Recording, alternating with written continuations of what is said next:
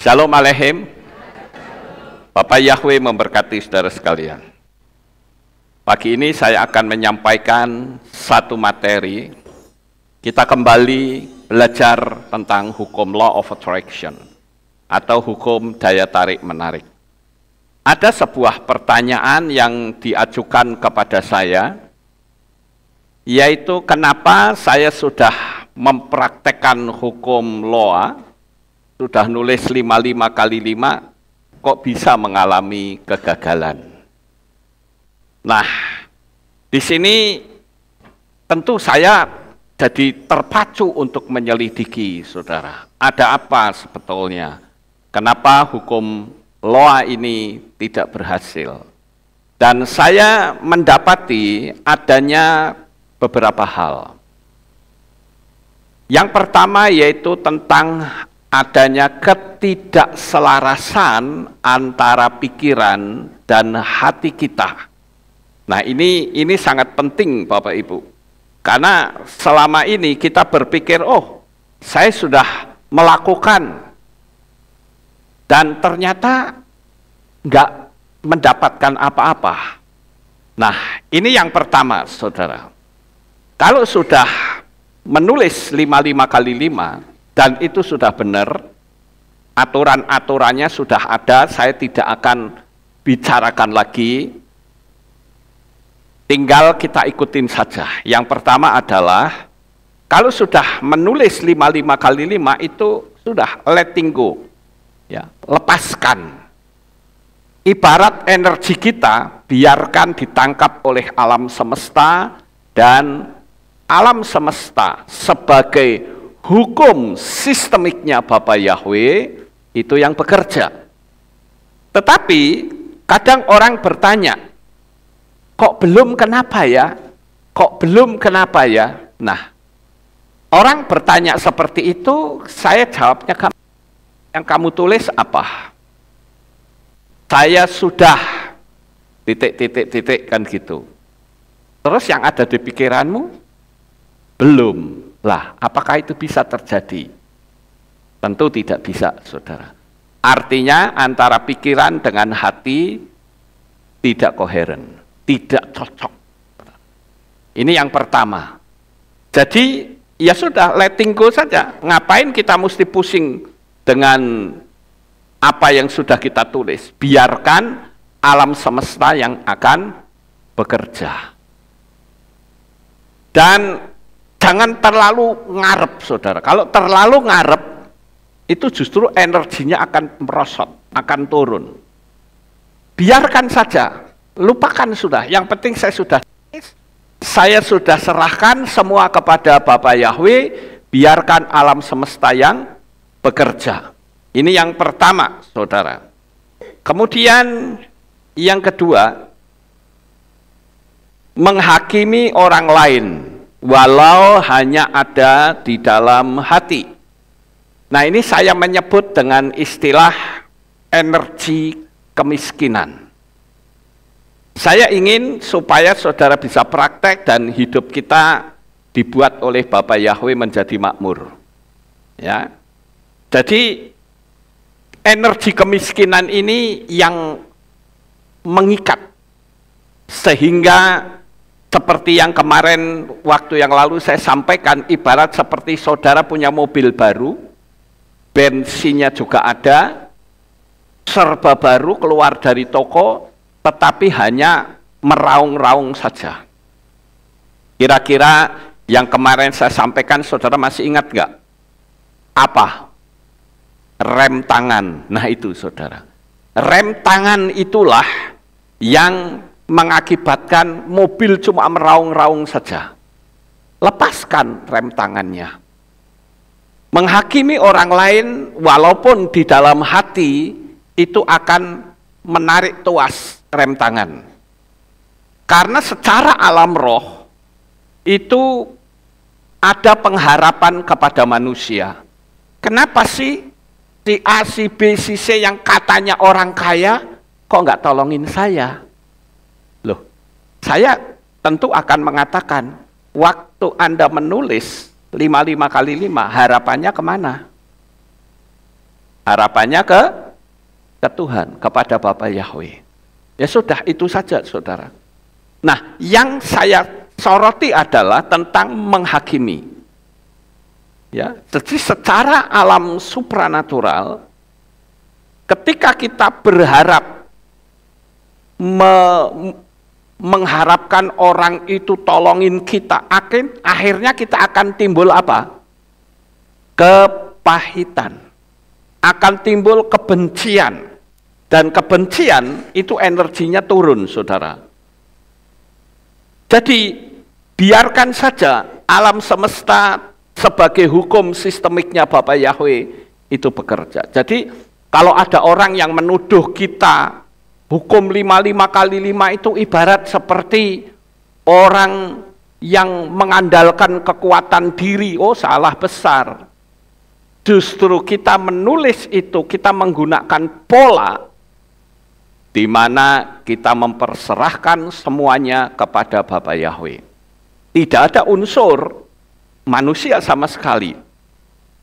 Di dalam kitab Yeremia pasal 17 ayat 5 dikatakan, beginilah firman Yahweh, terkutuklah orang yang mengandalkan manusia dan yang mengandalkan kekuatannya, serta hatinya menyimpang dari Yahweh.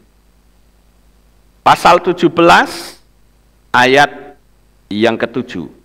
Diberkatilah orang yang mengandalkan Yahweh dan menaruh percaya kepada Yahweh. Kita mesti tahu ya Bapak Ibu bahwa di alam semesta ini itu ada hukum. Dan hukum itu pasti. Nggak usah kita bolak-balik, kok belum. Tuhan punya waktunya sendiri. Itu yang pertama. Dan yang kedua, dia sedang bergerak menuju kepada kita. Jangan kita hambat sendiri. Kalau kita hambat sendiri, akibatnya kita seperti menarik tuas rem tangan. Lepaskan saja. Kita percaya nggak bahwa ada Bapak Yahweh yang Maha Kuasa? Ini saja yang penting, saudara. Agar supaya energi kemiskinan itu tidak menguasai kita. Seringkali kan orang berkata gini, katanya orang kaya kok nggak tolongin saya. Nah itu sudah mengandalkan manusia belum? Ya, mengandalkan manusia bukan? Jadi mau dia kaya, uangnya triliunan, bukan urusan kita. Paham Bapak Ibu? Itu haknya dia, kalau dia mau tolongin kita ya puji Bapak Yahweh, kalau enggak juga enggak apa-apa. Tapi kalau kita lalu mengatakan, wah katanya hukum kasih, duitnya triliunan, lalu nolongin saya saja, tidak. Itu tidak mengandalkan Tuhan, saudara. Terus ada lagi, ini yang sering kali saya alami, saudara. Ada orang minta uang sama saya. Nggak banyak sih sebetulnya, dan saya punya kemampuan itu. Tetapi saya jadi nggak nyaman. Karena hampir tiap hari selalu di WA terus. Saya nggak nyaman, saudara. Bukannya saya berbelas kasihan, malah saya diamkan. Sekarang pertanyaannya begini, kenapa sih kok orang itu tidak minta sama Tuhan? Betul ya Bapak Ibu? Kenapa kok tidak minta sama Tuhan, tapi saya dikejar-kejar terus? Emangnya saya Tuhan apa? Ngerti nggak Bapak Ibu? Kemarin ada juga orang yang datang ke sini, ya tujuannya samalah, minta uang. Saya katakan, kok bisa ke sini ya?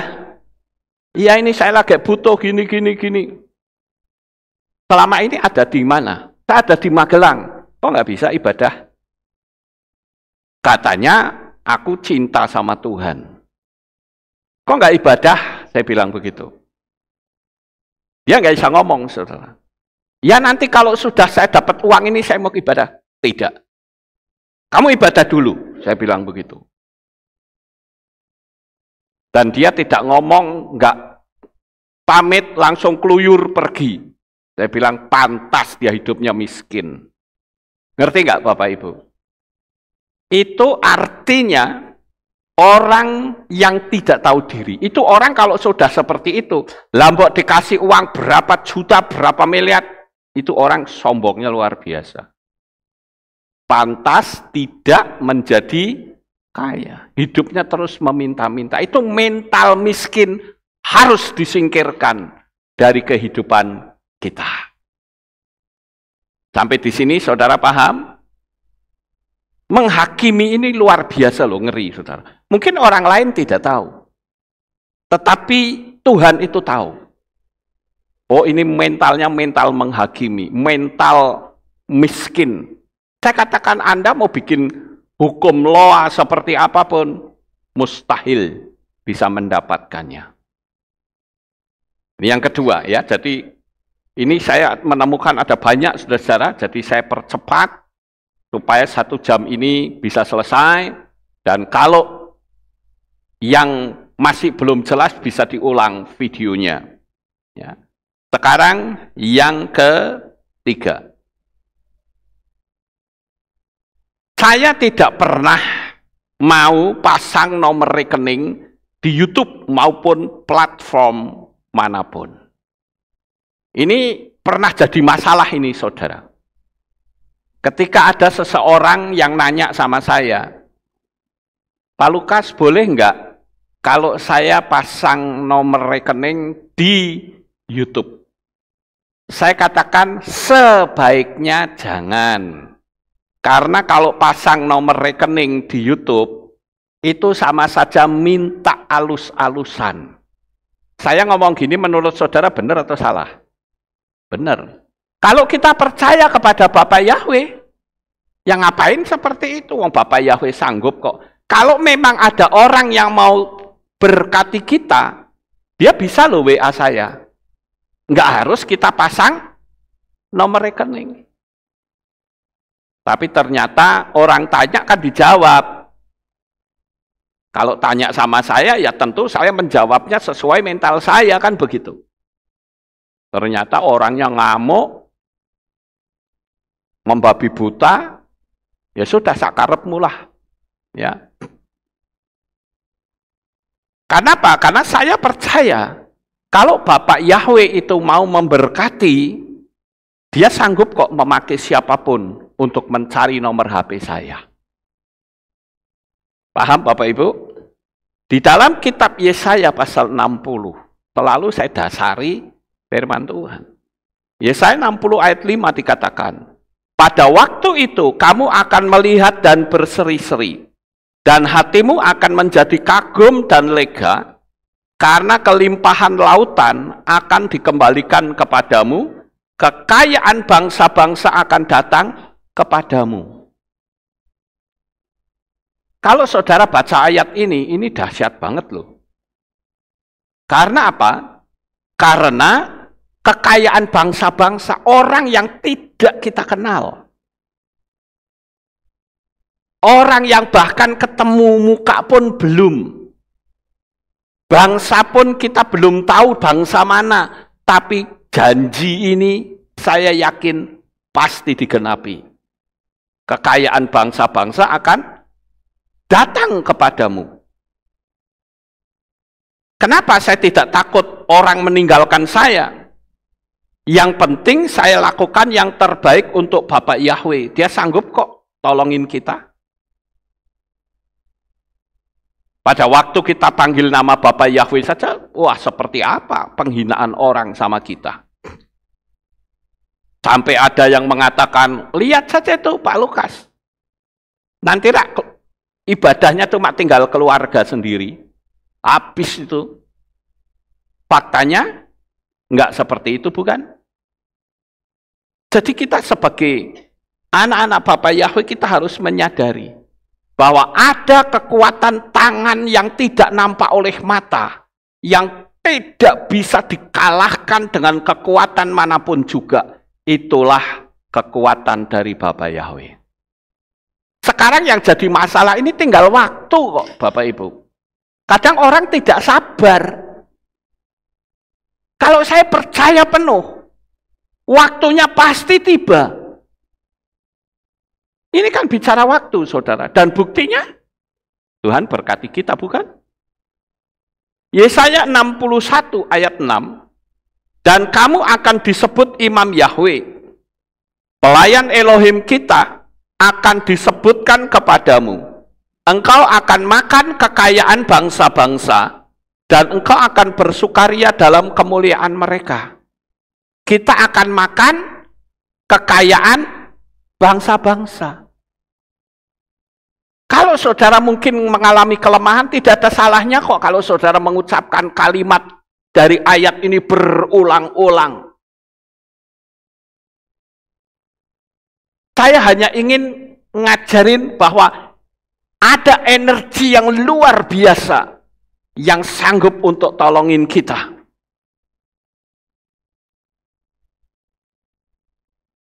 Coba saudara lihat video saya. Adakah tulisan subscribe, like, share? Nggak ada, saudara. Apakah saya punya subscriber sampai 112.000? Apakah saya beli subscriber? Tidak. Saya hanya meng-share video. Terserah Tuhan mau pakai siapa untuk bisa nonton video saya. Saya nggak perlu ngomong, ya supaya nanti saya bisa membagikan video lagi, silahkan subscribe, like, share, nggak perlu. Secara otomatis, kalau orang itu merasa diberkati, dia akan bagikan kok video saya. Paham Bapak Ibu? Kemarin ada satu subscriber juga yang minta izin sama saya. Pak Lukas, boleh nggak kalau video Pak Lukas ini saya bagikan? Saya bilang silahkan, nggak perlu izin sama saya. Saya dapat gratis, saya bagikan juga secara gratis. Karena ada memang, ya ada pendeta-pendeta tertentu yang ketika videonya diambil, dia komplain. Kok kamu ambil video saya? Kamu mesti bayar royalti dong. Kalau saya nggak perlu, saudara. Royaltinya biar Bapak Yahweh yang kasih. Kan begitu. Justru saya berterima kasih. Karena video saya di-share kemana-mana. Bahkan video-video saya itu banyak beredar di kalangan Islam loh. Entah saudara sudah pernah lihat atau belum. Kemarin saya share di grup. Ya, sudah ada. Dan itu bukan jumlahnya satu, banyak saudara. Bahkan tentang tanda bilangan binatang itu saja beredar di Aceh. Jadi kita harus menyadari bahwa di dunia sana yang tidak kelihatan mata, kita itu dimonitor. Jadi yang terpenting, jangan sampai kita membuat sebuah tulisan seperti ini, saudara. Jika tergerak hati dan ingin membantu pelayanan kami, silahkan kirimkan dana ke nomor rekening saya, yaitu BCA atas nama Andi Lau. Dengan nomor 12345678090. Apakah harus seperti itu? Tidak. Yang penting saya percaya bahwa Tuhan tidak akan membuat hidup kita itu keleleran. Firman Tuhan katakan bahwa anak cucunya tidak akan meminta-minta roti. Saudara tinggal mengaminkan saja, meyakini saja.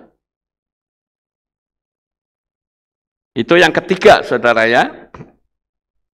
Sekarang yang keempat.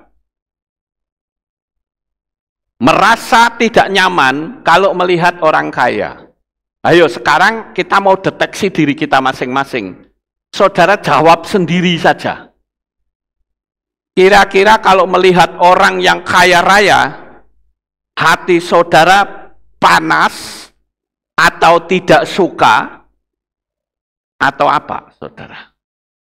Kalau hati kita melihat orang kaya itu kita ikut senang, oh kamu hidupnya diberkati, aku senang. Sama seperti saya. Kalau ada orang yang memberi kesaksian, saya ikut bersyukur. Apalagi kalau mengikuti channel kita dan berhasil, oh saya ikut senang. Dan bagi saya adalah sesuatu yang membahagiakan, karena orang tersebut berhasil. Tetapi kalau orang hatinya panas, hatinya tidak suka, saya jamin saudara, sampai dunia kiamat nggak akan pernah naik ekonominya. Percaya saja. Jadi kenapa kalau melihat orang kaya hatinya panas dan tidak suka? Sebetulnya secara alam supranatural di dalamnya ada iri hati yang tersembunyi. Kenapa kok dia bisa kaya sedangkan aku tidak? Kalau aku tidak alias aku apa? Miskin. Dia klaim sendiri, saudara.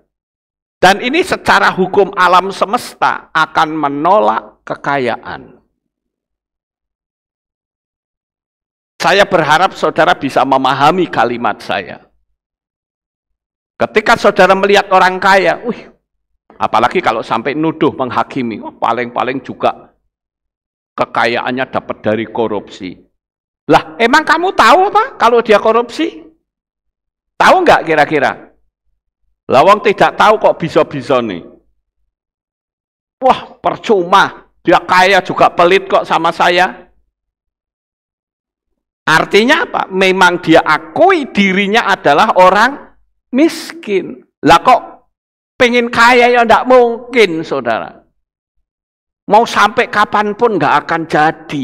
Itulah yang dikatakan energi kemiskinan. Harusnya kita bersukacita dan bersyukur. Minimal orang itu nggak akan ngerepoti keuangan saya. Kan begitu kira-kira. Karena dia kaya raya. Atau mungkin kita bisa berkata, kalau dia bisa kaya, aku pun juga bisa. Ya. Nah, coba kalau saudara itu kaya.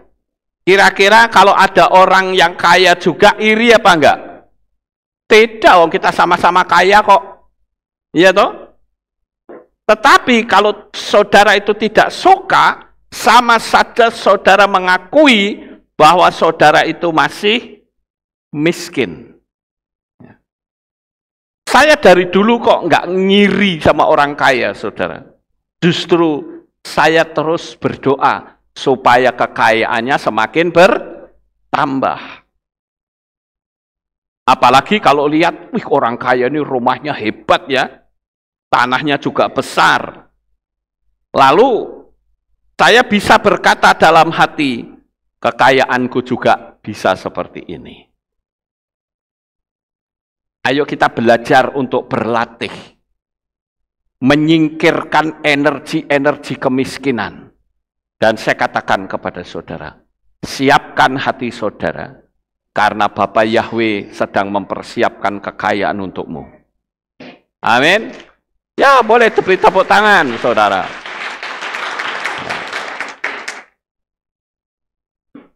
Ini yang keempat.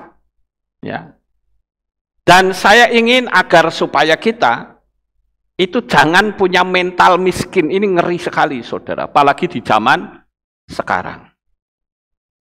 Beberapa waktu yang lalu, saya menceritakan tentang hukum law of attraction kepada seorang pendeta.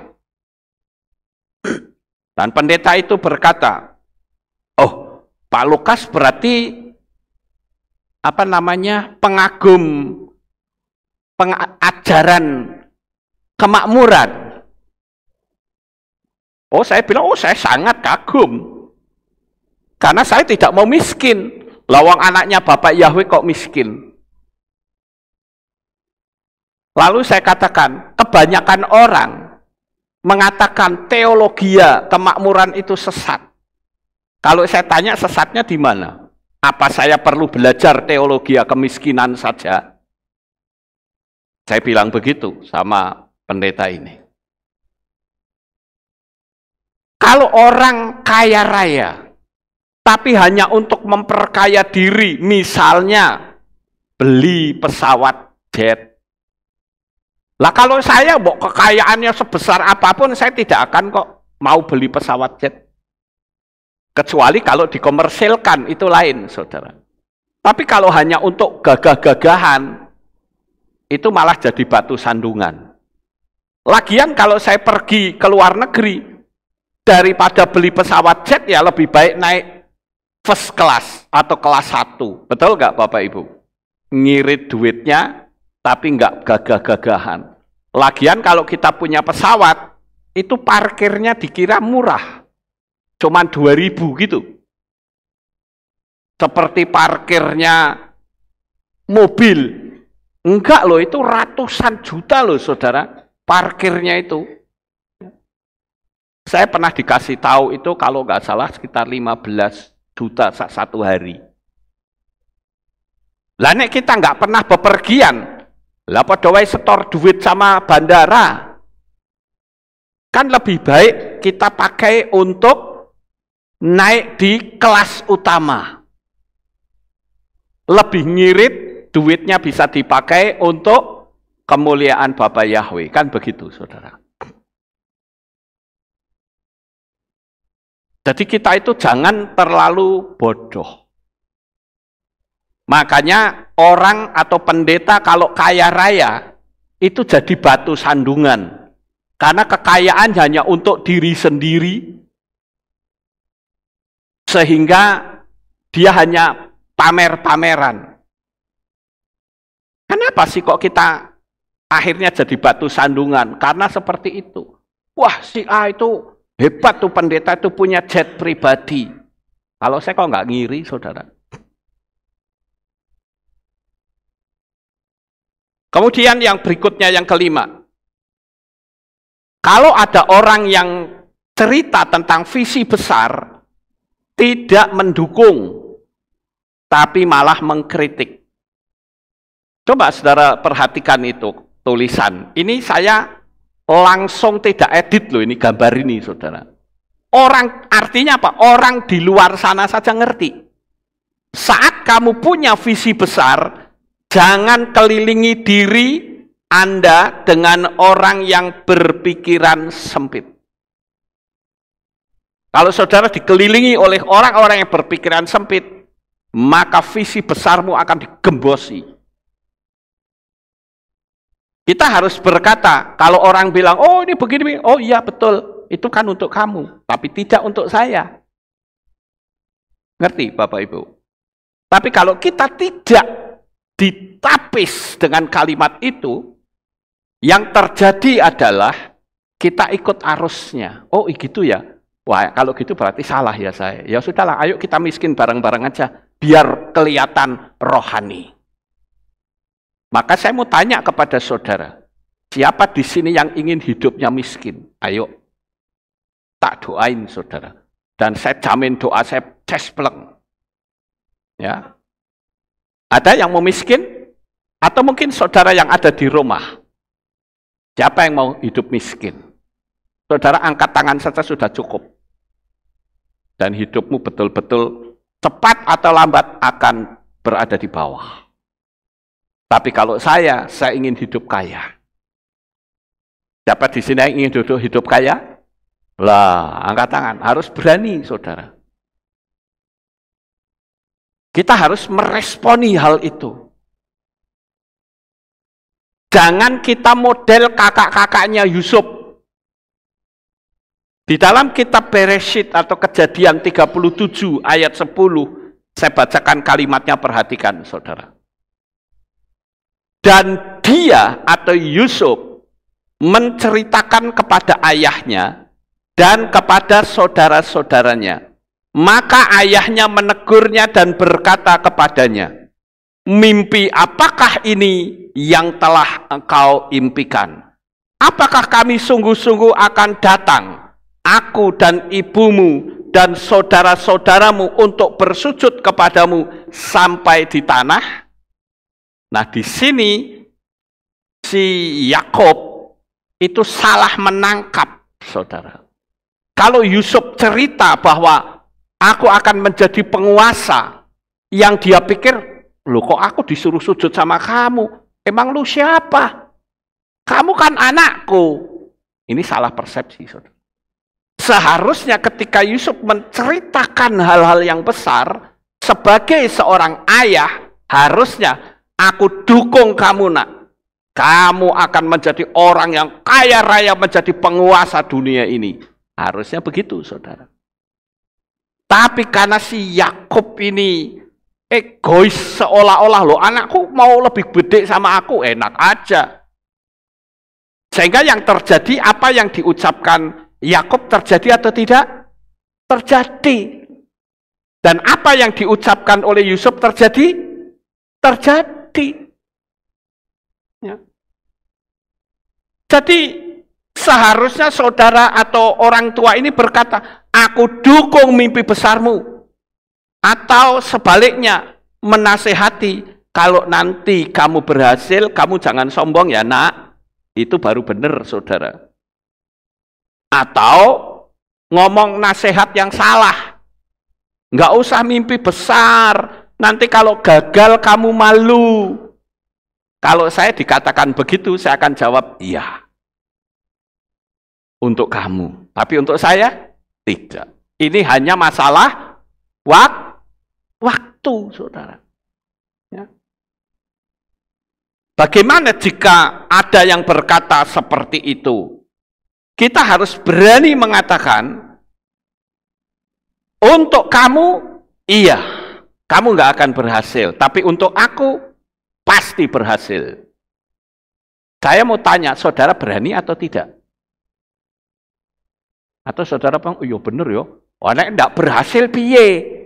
Saya bilang, betul. Anda bicara seperti itu pasti gagal.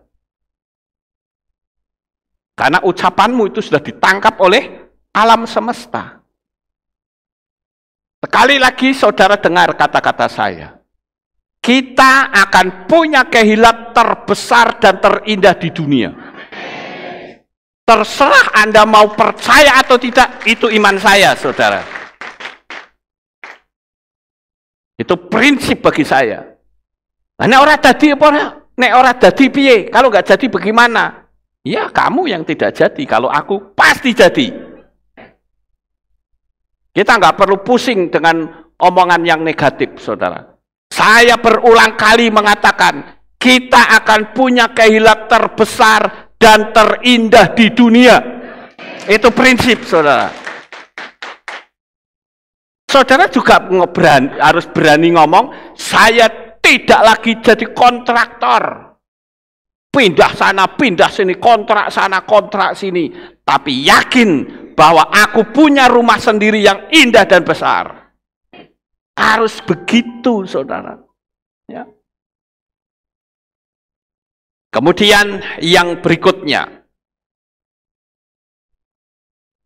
Yang kelima. Ya. Oh sorry, ini yang kelima. Ini masih ini ya tadi ya. Lupa sebentar, tak lihat dulu.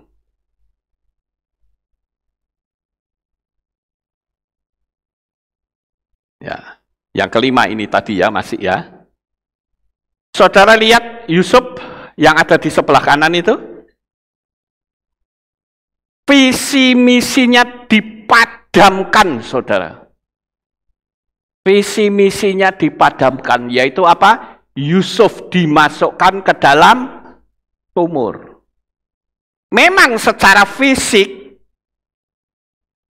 itu grafiknya turun, saudara. Masih bagus, dia bisa selamat. Kemudian ketika diangkat, Yusuf mungkin bersukacita, aduh terima kasih ya kak, kamu sudah angkat saya, malah dijual, saudara. Berarti grafiknya turun lagi, saudara. Yang tadinya orang merdeka, sekarang jadi budak. Dibelilah sama Potifar. Tapi si tante Potifar ini senang sama Yusuf. Difitnah lagi. Masuk penjara, grafiknya turun lagi, saudara. Sudah dia budak belian, narapidana sisan dengan fitnahan seksual.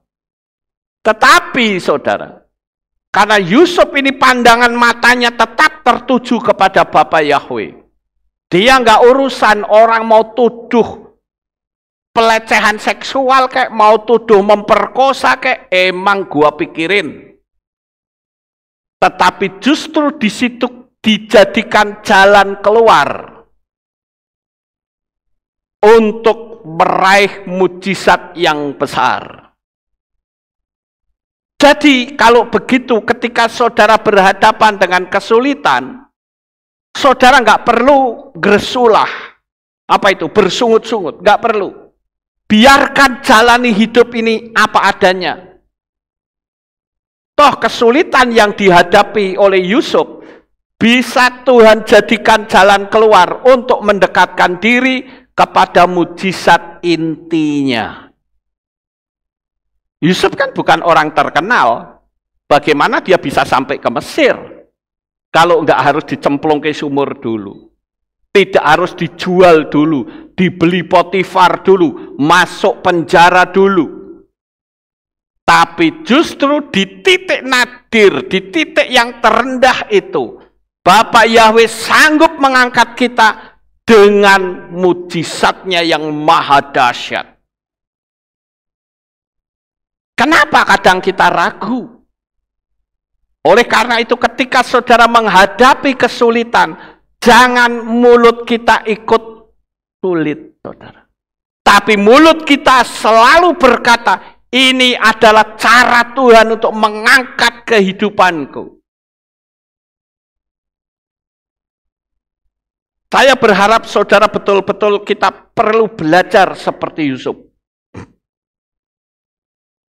Jangan sampai kita seperti orang-orang standar pada umumnya. Sekarang yang keenam. Uang adalah energi. Berbicaralah kepada uang. Saya sering mengatakan ya Bapak Ibu, agar supaya kita berbicara kepada uang. Saat mau membelanjakan, saudara usahakan, ini saya praktek terus loh saudara. Saya kalau mau membelanjakan sesuatu dalam hati saya ngomong gini, hai uang sahabatku, kamu akan saya lepaskan. Saya ingin membeli ini, aku lepaskan kamu. Pergilah dan bawa atau perintahkan teman-temanmu untuk datang kepadaku. Mungkin orang bilang, lah kok kaya wong edan? Kok kayak orang gila? Kalau saya katakan nggak apa-apa. Mau diomongin gila yang penting kaya. Itu saya, saudara. Kalau orang lain nggak mau ya sudah nggak apa-apa. Tapi ini trik yang saya ajarkan. Karena uang adalah energi, saudara. Atau misalnya saudaramu tolongin orang lain, katakan, hai uang sahabatku, pergilah, aku lepaskan kamu, aku mau menyelamatkan si A, si B, si C, dan ajak teman-temanmu untuk datang ribuan, bahkan ratusan ribu kali lipat untuk mendatangi aku. Sekali lagi, saya ngomong begini karena uang itu adalah energi. Kemudian, kita pun harus menyadari, saudara. Kenapa kadangkala orang kalau naruh uang itu dilipat-lipat, ada yang kucel, tapi coba dirapikan yang kepala-kepala semua. Jadi jangan sampai lecek, saudara. Itu pun memiliki energi loh. Kalau saudara sejak memperlakukan uang sudah seperti itu, energi itu nggak akan mau dekat sama kita. Kita hidup dalam dunia energi. Terserah saudara percaya atau tidak, masa bodoh. Pokoknya apa yang saya tahu, saya bagikan. Sekarang, yang ke-7.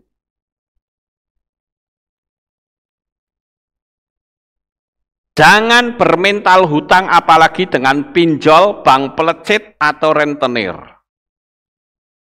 Saudara lihat itu spanduk, ya, tolak Bang Plecit, warga Pucang Sawit RT Jebres Surakarta. Siapa di sini yang kerjanya jadi debt kolektornya Bang Plecit? Angkat tangan. Ada nggak? Oh tidak ada, ya wes. Bagus saudara. Tapi kalau saudara kerjanya jadi tukang debt kolektor Bang Plecit, wah ngeri saudara. Jangan utang ngejar-ngejar. Ya. Kenapa? Karena Bang Plecit ini ngeri sekali, saudara. Ada juga yang jadi rentenir. Rentenir itu kalau di bahasa umumnya apa? Lintah darat. Nggak nyaman banget ya. Namanya kok jadi lintah darat, saudara. Karena dia kalau sudah menghisap darah, terus dihisap. Kita sebagai anak-anak Bapak Yahweh harus sadar. Karena orang yang bermental seperti itu akan terus mengklaim kalau dirinya itu miskin dan tidak berdaya. Menghakimi orang lain, apakah kalau saya tolongin orang, dia tidak tahu? Saya pernah loh saudara, ada orang minta tolong saya bilang, kalau you minta tolong saya, mesti sabar. Ingat loh, saya nggak punya bisnis, saya bilang begitu. Mesti sabar kalau mau. Bukannya sabar malah ngonek-ngonek ke saudara. Dia bilang, katanya pendeta bicara kasih. Nolongin orang seperti saya saja kok tidak bisa. Dalam hati saya, pantes kamu miskin ya. Hidupmu nggak akan pernah bisa naik. Saya bilang, oh jadi saya termasuk pendeta kejam ya. Makanya jangan minta saya kejam loh orangnya. Tak gitu insisan. Ya kan? Sudah tahu saya kejam, kok minta sama saya, nggak akan saya kasih. Tak gitu insisan, saudara. Sekarang kalau saya bantu orang lain, emangnya dia tahu? Itulah yang saya bilang menghakimi penak wudele dewi. Saya terus terang kalau lihat orang-orang yang seperti itu, saya nggak respect sama sekali. Ya. Kemudian yang berikutnya, yang ke-8. Nah, sekarang saya ingin bertanya kepada saudara. Saya minta beberapa orang bisa angkat tangan, langsung sebutkan siapakah orang kaya yang menjadi favoritmu. Siapa? Elon Musk. Ada lagi? Apa? Ceng banter gitu loh. Oh, Facebook ya. Zuckerberg, Mark Zuckerberg. Ada lagi? Saya butuh 5 saja, sampai 5. Bill Gates, siapa lagi? Ini sudah 3. Siapa lagi? Apa? Rothschild. 1 lagi. Warren Buffett. Kalau saya disuruh gitu, saya akan bertanya, Lukas Sutrisno, itu favorit saya.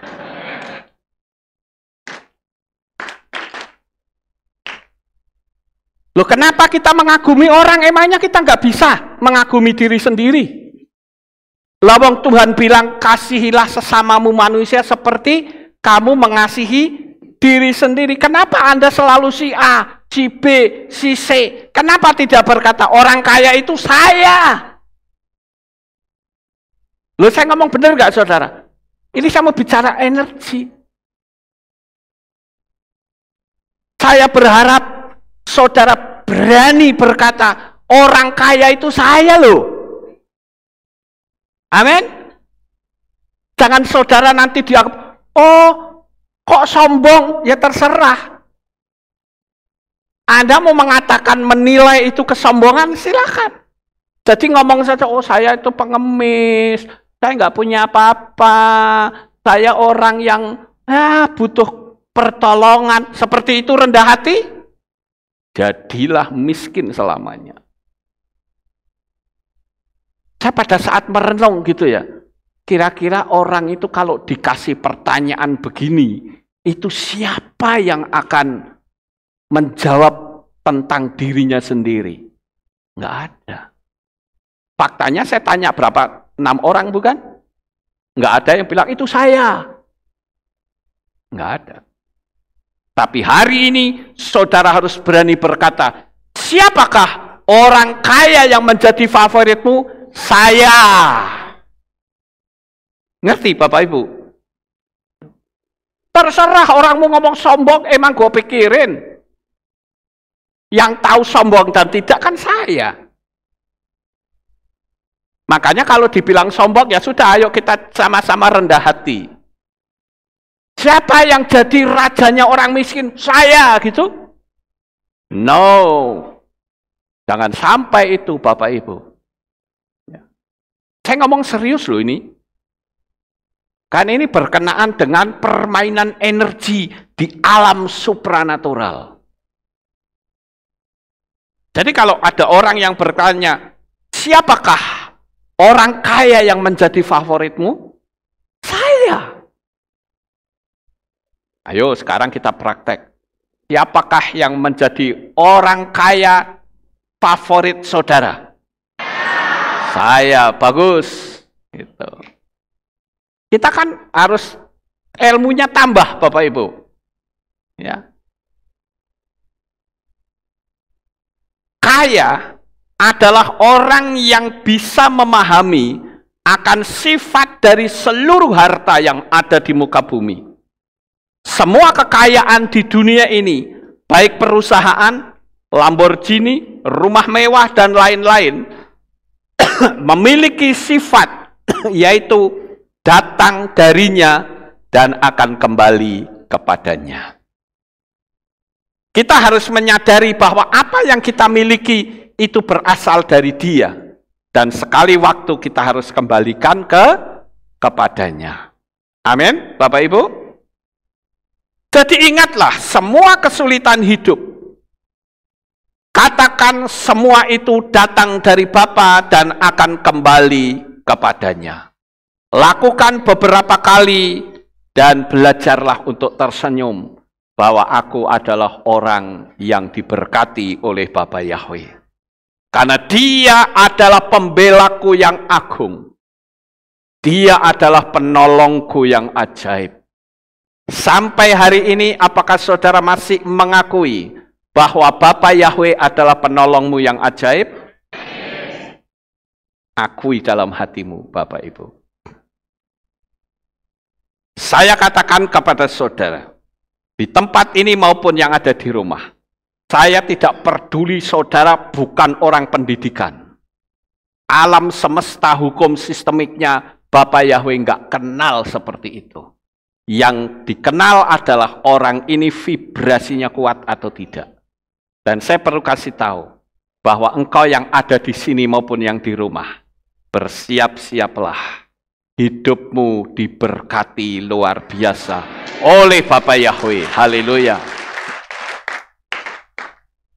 Dunia boleh gelap, dunia boleh resesi, tetapi anak-anak Bapa Yahweh pasti resepsi. Haleluya. Yakini saja saudara. Apa yang kau ucapkan itu yang jadi. Jadi tenangkan hatimu. Percayalah bahwa semua itu akan datang pertolongan Tuhan. Sehingga sekarang ini lihatlah masalahmu dari sudut pandangnya Tuhan. Dan percayalah, Roh Kudus sekali-kali tidak akan tinggalkan kita. Tuhan tidak akan pernah berkata, perhatikan kalimat saya. Tuhan tidak pernah berkata seperti manusia pada umumnya. Kamu pendeta bukan? Iya. Kamu pingin kaya? Iya. Kamu minggir. Tuhan tidak pernah ngomong begitu. Paham? Tuhan itu justru ngomong, kalau hidupmu kaya, gunakan kekayaan untuk kemuliaanku ya nak. Mesti gitu saudara. Jadi jangan mau ikuti orang-orang yang bernada negatif. Kalau saya lihat ya, di Facebook ini banyak sekali. Ada pendeta yang sampai ngaku, saya tidak pernah mencuri begini. Lah, mau nyuri apa tidak, nggak ada orang yang tahu kok. Ngapain mesti pamer? Apakah pamer supaya dilihat orang baik? Nggak perlu. Walaupun memang saya sadari ada banyak sekali pendeta-pendeta yang melakukan hal-hal yang salah di hadapan Tuhan. Sekarang yang berikutnya, yang ke-9. Gampang marah dan mudah terpancing emosi. Saudara mempraktekkan hukum Loa. Nulis 55 kali 5. Tetapi kalau hatimu panas, marah-marah, ini energi yang rendah, energi kemiskinan. Apa sih untungnya marah? Terkadang saudara akan dipancing oleh orang-orang yang menjengkelkan saudara. Apakah itu dari keluarga sendiri atau dari orang lain yang bikin kita jengkel? Mari kita benahi kehidupan kita, khususnya bagi orang-orang yang mudah marah atau sumbu pendek. Tahu sumbu pendek? Maksudnya apa, saudara? Kalau petasan, sumbunya pendek, begitu kena api sedikit, langsung meledak. Tapi kalau sumbunya panjang, begitu kena api, tidak meledak-ledak, saudara. Nah, istilah sumbu pendek itu orang yang gampang meledak. Ketika disinggung sedikit, waduh marahnya udah kayak orang kesetanan. Itu sumbu pendek namanya. Yang ke-10, selalu cari-cari alasan. Di situ ada tulisan apa? Stop making excuses. Jadi berhenti untuk bikin alasan-alasan.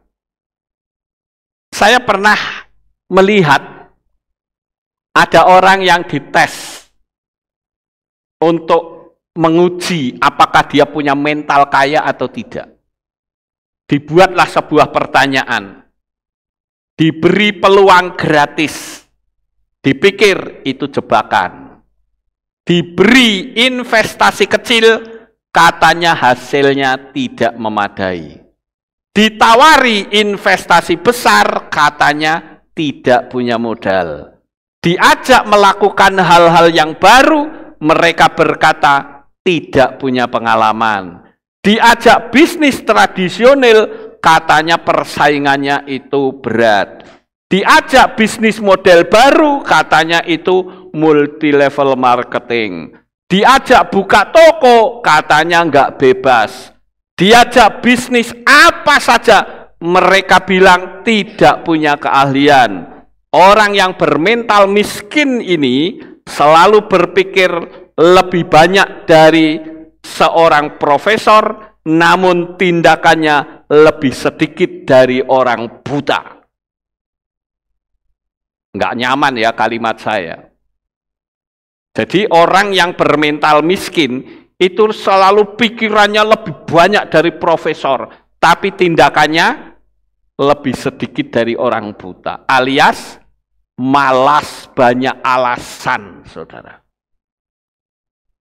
Coba tanyakan, apa yang sudah mereka lakukan untuk hidup mereka?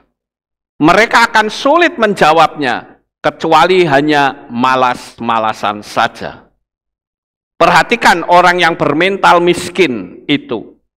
Mereka hanya menunggu, dan tidak ada tindakan apapun. Mereka berpikir, ya sudahlah, yang penting aku jalani hidup sambil duduk ungkang-ungkang kaki, baca buku sambil makan kacang. Begitu? Tidak, saudara. Kemudian yang ke-11. Maunya santai-santai, perintah sana, perintah sini, hanya ingin uang masuk, ya. Giliran ada benturan atau tersinggung sedikit saja, emosinya sudah meledak-ledak, ngamuknya luar biasa. Jika saudara merasakan seperti ini, lihat aja bisnismu. Cepat atau lambat, pasti ambruk, saudara. Energi negatif akan menguasai hidup seseorang dan akan menghancurkan dirinya berkeping-keping. Apalagi jika saudara memusuhi orang lain, hanya karena ketersinggungan, itu sangat berbahaya. Apalagi kalau sampai orang itu pasang ranjau, ngeri saudara. Ada orang yang terang-terangan nyerang habis-habisan saya, menyerang saya saudara. Saya kan sudah pasang ranjau, akhirnya orang itu seperti yang ranjau itu ada. Dia jatuh miskin, sampai minta maaf sama saya, sampai hari ini belum pulih. Saya bilang, saya memaafkan kamu kok, dengan hati yang tulus. Tapi tidak demikian dengan alam semesta. Kamu harus bayar terlebih dahulu. Apa yang kamu lakukan, tindakan-tindakan seperti apa. Jadi saudara-saudara, alam semesta itu menurut hukum sistemiknya Bapa Yahweh, dia ada banyak oknum yang tidak kelihatan. Malaikat-malaikat penjaga akan melindungi hidup saudara semuanya. Kena ranjau atau bisa kena hukum tabur tuai. Makanya saya tidak mau balas, karena ada dua mekanisme yang akan bekerja dengan sendirinya. Nggak perlu misalnya ada orang menyerang kita, lalu kita lakukan pembalasan yang lebih keji misalnya. Nggak perlu. Kalau ada pepatah yang berkata, kalau kita angkat tangan, Tuhan turun tangan. Tapi kalau kita turun tangan, Tuhan angkat tangan. Kamu mau belain dirimu sendiri, silakan. Dah silakan dilanjut. Sak kuatmu. Tapi kalau kita angkat tangan, ya Tuhan, aku menyerah di hadapanmu. Terserah orangmu ngomong apa. Tuhan akan turun tangan dan berkata, tunggu pembelaanku nak. Aku akan belakan kamu habis-habisan. Sampai di sini paham Bapak Ibu? Sekarang yang ke-12. Kehidupan selalu berorientasi pada keluhan. Ingat, apa yang dikeluhkan itu sama saja saudara sedang meneguhkan. Melalui hukum sistemiknya Bapa Yahweh, itu adalah menetapkan apa yang diucapkan. Saya tidak pernah mau mengatakan dari mimbar dan panggung ini, kalau jemaatku itu miskin-miskin, saya tidak mau. Saya selalu katakan jemaat yang Bapa Yahweh berikan untuk saya layani, mereka adalah orang-orang yang hidupnya diberkati. Jadi dari ucapan kita, baik kepada jemaat maupun kepada siapapun, percayalah, apa yang diucapkan, apalagi seorang gembala, itu pasti jadi. Doa saya tiap hari apa sih? Doa saya tiap hari, Tuhan berkati jemaat yang kau percayakan. Baik jemaat Aleph Tau di tempat ini maupun saudara-saudara yang mengikuti streaming kami. Berkatilah mereka dengan berkat yang sangat berlimpah. Bukan cuma berlimpah ya, sangat berlimpah. Itu doa saya setiap waktu, saudara. Kemudian yang ke-13. Nah, ini sebelum 13 saya perlu lanjut ya. Ini saya lanjut. Gaji itu, ini saya akan membedakan antara gaji dengan rezeki, saudara. Kadang ada orang selalu berpikir gaji itu sama dengan rezeki. Tidak. Gaji itu bisa diduga. Gaji itu berupa uang. Gaji itu hasil jerih lelah saudara. Sedangkan rezeki itu tidak harus kerja, tetapi iman. Dia bisa datang tanpa diduga. Gaji itu bisa diterka berapa uang yang diterima. Sedangkan berkat rezeki itu bisa berarti kesehatan, bisa berarti damai sejahtera, bisa berupa uang, bisa berupa barang. Semua yang datang tanpa diduga itu namanya rezeki. Itulah berkat mujizat. Gaji itu bisa bikin orang kekurangan, tetapi rezeki akan menambahi gaji yang kurang dan yang tidak mencukupi. Paham Bapak Ibu? Jadi jangan sampai seperti kalau saya lihat ya, ada banyak sekali orang-orang yang gajinya kecil itu ngeluh hidupnya. Sekarang saya mau tanya, bisa nggak orang yang gajinya kecil tapi bisa punya rumah? Bisa, nah itu rezeki saudara, itu berkat.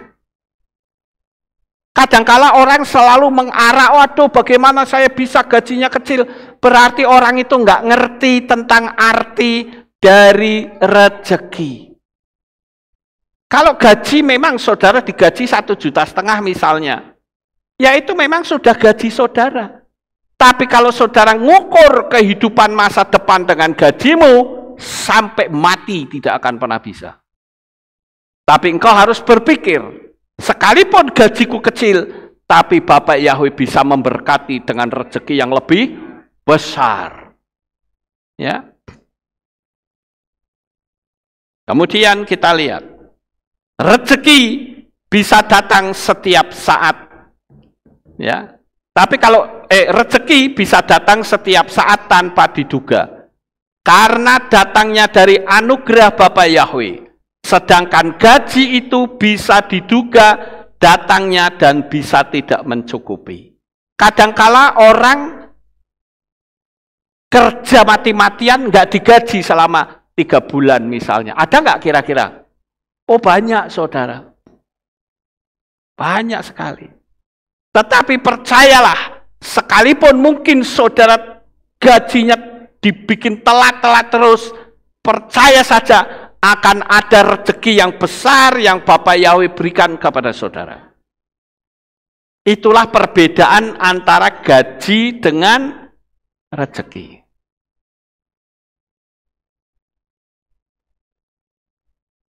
Tidak semua orang memiliki gaji.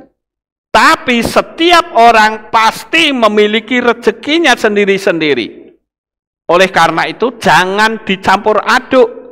Sehingga yang gajinya kecil berkata, mana cukup, mana bisa aku bepergian ke luar negeri, mana bisa beli rumah, mana bisa aku seperti ini dan itu. Karena saudara tidak melihat rezeki yang disamakan, yang berbeda dengan gaji.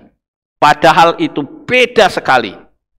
Jika saudara bisa membedakan hal ini, saudara tidak akan mengeluh dan berkata mustahil dan tidak mungkin karena gajinya kecil. Saudara lihat gambar ini. Kenapa ada demo merusak perusahaan? Bukankah itu sama saja merusak diri sendiri? Coba misalnya nih ya, saudara bekerja di sebuah perusahaan. Kemudian saudara dapat gaji dari situ. Tapi kemudian demo dan perusahaan itu dirusak. Kira-kira yang rugi siapa? Diri sendiri. Kenapa orang bisa begitu? Karena dia tidak bisa membedakan antara gaji dan rezeki. Dikatakan tolak upah murah. Tolak upah murah. Saudara bisa digaji saja bersyukur. Ngerti nggak Bapak Ibu? Jadi sekalipun gajinya kecil, katakan Tuhan, aku bersyukur dengan gaji ini. untuk kehidupan sehari-hari, tetapi Engkau juga sanggup memberikan aku rezeki yang jauh lebih besar dari gaji yang aku terima. Bisa seperti itu? Sangat bisa.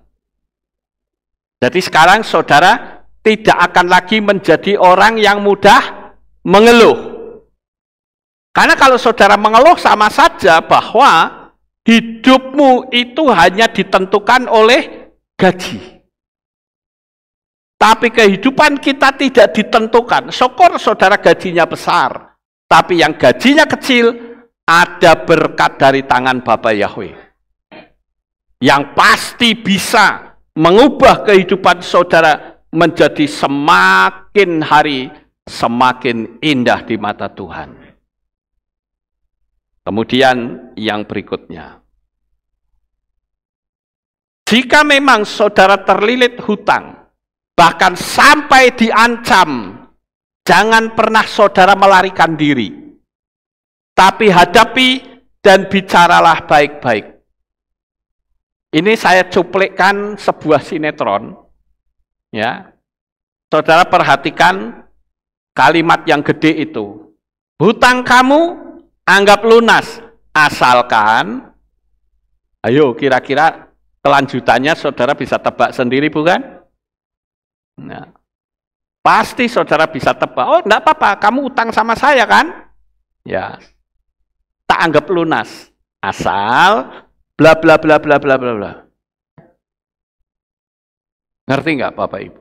Kita harus berhati-hati. Kalau kita hutangnya banyak, lalu kita menyerahkan diri kita, repot saudara. Kita bisa dijadikan sebagai kupu-kupu malam. Tahu kupu-kupu malam? Yang terbang malam hari itu loh saudara. Kupu-kupu malam. Ya. Kalau kita sebagai anak-anak Bapa Yahweh tidak bisa memiliki harga diri, saudara akan jatuh dalam dosa. Memang aku hutangnya banyak, tapi untuk menyerahkan diriku, no. Paham Bapak Ibu? Tapi kalau ya wes lah, yang penting utangku lunas ya wes ya. Parah kalau gitu saudara. Nggak boleh seperti itu. Kita harus tetap menjaga kesucian di hadapan Bapa Yahweh. Amin. Dan hari ini saya percaya Bapa Yahweh pasti memberkati saudara dengan berkat yang sangat berlimpah.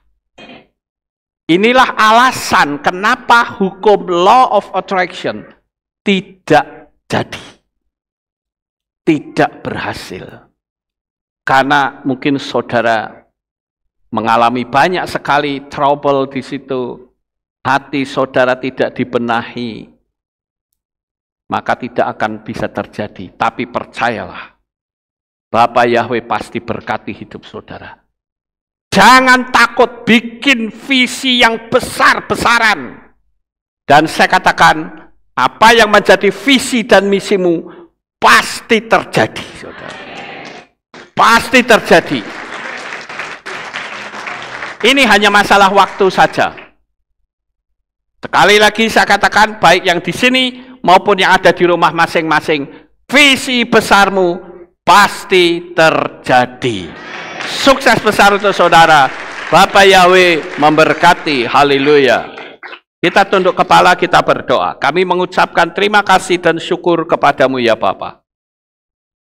Pada pagi ini kami telah mendengarkan firman-Mu. Kami tahu ada begitu banyak kenapa visi dan misiku mengalami hambatan. Kenapa hukum law mengalami kegagalan.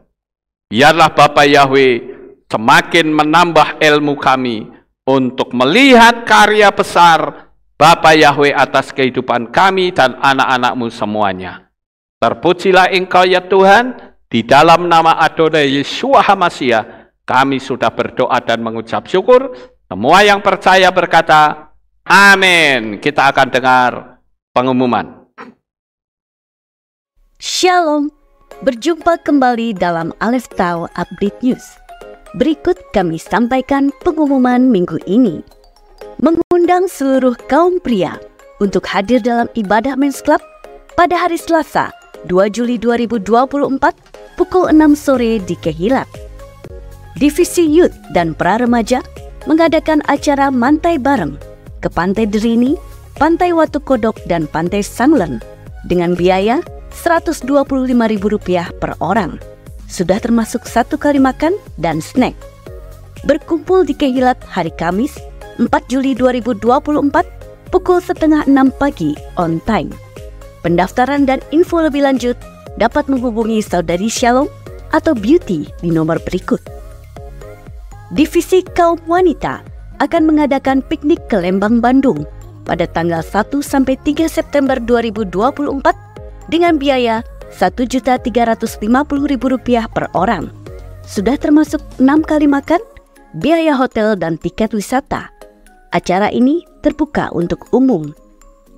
Adapun destinasi wisata yang akan dikunjungi adalah Gunung Tangkuban Perahu, Lembang Park and Zoo, Floating Market, Saung Mang Ujo, Farmhouse, dan juga pusat oleh-oleh.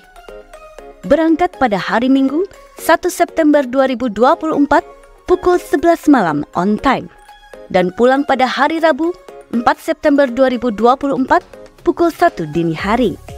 Pendaftaran dan info lebih lanjut dapat menghubungi Ibu Yayan di nomor 0813 2851 3333. Demikian pengumuman minggu ini.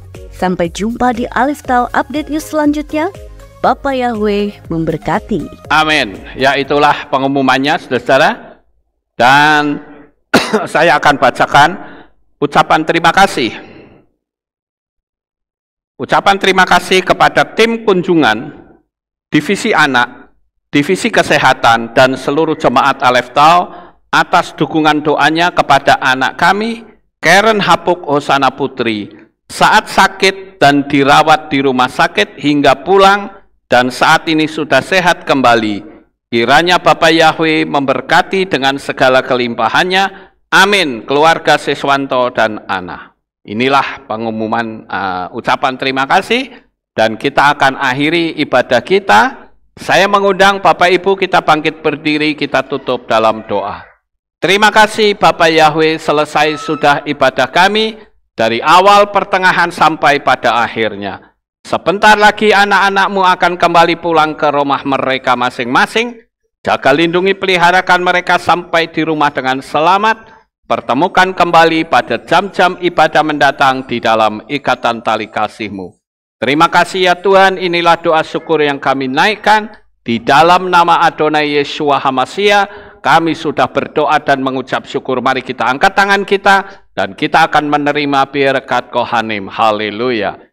Yevarecheka Yahweh wa yishmereka.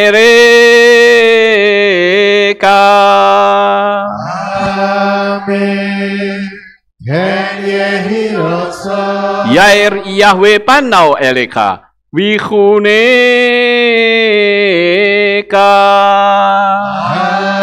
Amen. Yesa Yahweh panau eleka wa yashem leka. Shalom.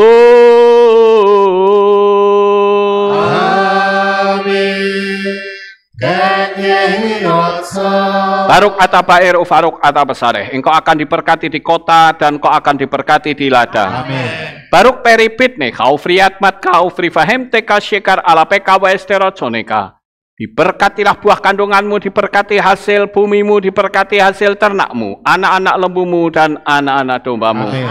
Baruk tan akau misyarteka, diberkatilah bakulmu dan tempat adonanmu. Amin. Baruk ata baboy kau faruk ata betseteka, dan kau akan diberkati pada waktu engkau masuk, dan engkau akan diberkati pada waktu engkau keluar. Amin. Baruk ata Yahweh Elohenu melek haolam, besem Yeshua HaMashiach Ruach HaKodesh kile olam faed. Kami sudah berdoa dan mengucap syukur. Haleluya. Amin.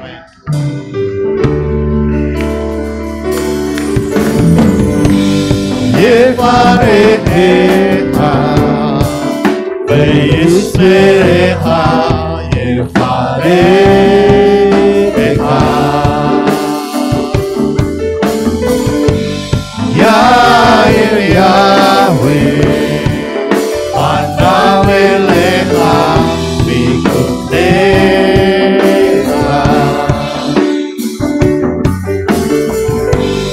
Yevareha Weisvereha Yevareha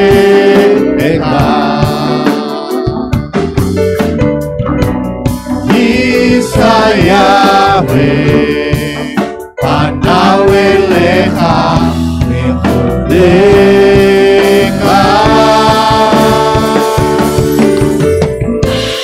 Be'ashem leha Shalom Shalom Be'ashem leha Shalom, Shalom,